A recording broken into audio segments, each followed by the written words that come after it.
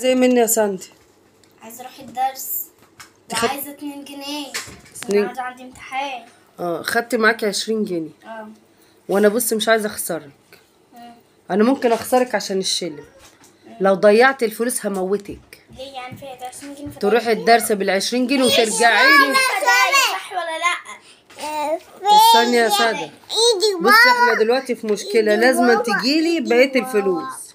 هتشتري حاجات ليكي ب2 جنيه للدرس و3 جنيه تشتري بيهم حاجات ليكي انت واختك. صرفي نفسك كده، حاجه بنص جنيه بربع جنيه ببريزه اي حاجه. بريزه مين؟ في حاجه بنص اصلا. هاتي حاجه ببريزه هتلاقي. احنا الدنيا مغلتش قوي يعني، احنا لسه الحاجه رخيصه. ماشي. حاجات ببريزه بشلم بربع جنيه. يا جدعان في حاجه ببريزه وبسلم. هتلاقي حاجات رخيصه.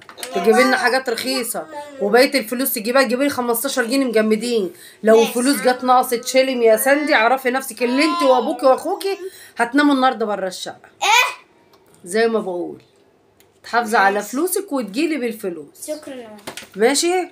شكرا. حاجات بنص جنيه كده بربع جنيه، اي حاجه كده تمشي نفسك بيها. حل بقك كده وظبطي حالك، شغلي دماغك يا غبيه.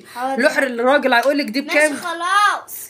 دي ب5. قولوا له بجنيه يا عم. فاصلي خليكي شاطره عشان الزمن عايز اللي بيفاصل. عشان الدنيا مش بيقول لي ده الدنيا غلت. مفيش حاجه اسمها الدنيا غلت.